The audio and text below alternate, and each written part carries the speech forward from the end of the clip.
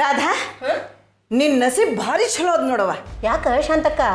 ನನ್ನ ಸೊಸೆನೇ ಚಲೋ ಇದ್ದಾಳೆ ಅನ್ಕೊಂಡಿದ್ನ, ನಿನ್ನ ಸೊಸೆ ಭಾಳ ಚಲೋ ಇದ್ದಾಳೆ. ಹಿಂಗ್ಯಾಕಂತೀಯ? ನಿನ್ನ ಸೊಸಿನೂ ಚಲೋ ಇದ್ದಾಳಲ್ಲ. ನಾ ಏನು ನನ್ನ ಸೊಸೆಗೆ ಹೊಗಳೇ ಹೇಳಬೇಕಂತ ಏನಿಲ್ಲವ. ಆತು ಬಿಡು, ನನ್ನ ಮುಂದೆ ಬಾಯಿನೇ ತೆರೆಬೇಡ್ಲಿ. ಹೊಗಳೋದಿರ್ಲಿ, ಒಮ್ಮೆ ಆಕಿ ಮಾರಿನಾರ ನೋಡ. ಅದೇನೋ ಅಂತಾರಲ್ಲ ಪ್ಲೈನ್ ಕಿಸ್, ಅದನ್ನಾರ ಕೊಡ ನೀನು ಸೊಸೆಗೆ.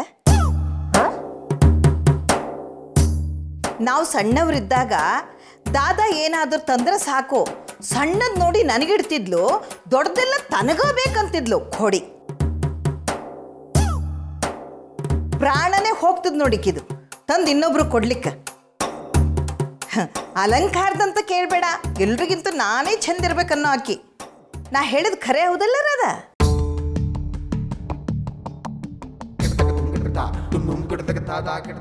ದೊಡ್ಡವರ ಭರ್ಪೂರ್ ಸಕ್ಕರೆ ಹಾಕೋ ಬಂದಿನ್ರಿ, ತಗೋರಿ.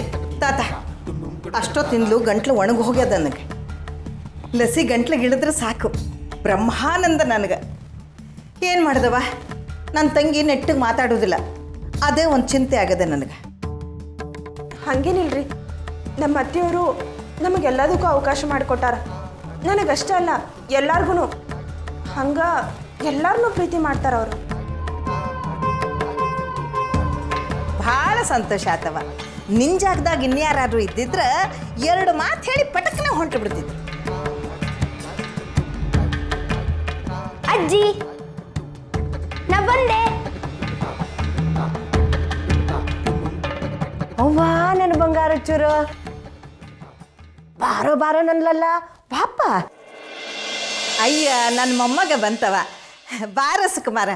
ಏ ಮಾಲ, ಅಲ್ಲಿ ಟೇಬಲ್ ಮ್ಯಾಗ ಸ್ವೀಟಿನ ಡಬ್ಬಿ ಅದು ತಗೊಂಬ. ಆತ್ರಿ.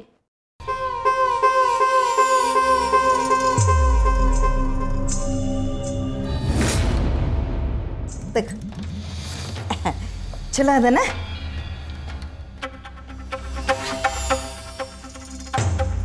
ಈಗ ಹೇಳಿ, ಯಾವ ಕ್ಲಾಸ್ನಲ್ಲಿ ಓದಕತ್ತಿ?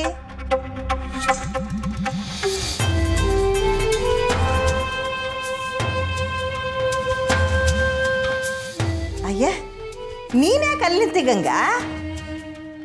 ಬಾ ನಮ್ಮವ್ವ, ತಗೋ, ಹಗಲೆಲ್ಲ ಸಿಗುದಿಲ್ಲಿದ್ದು, ತಗೋ.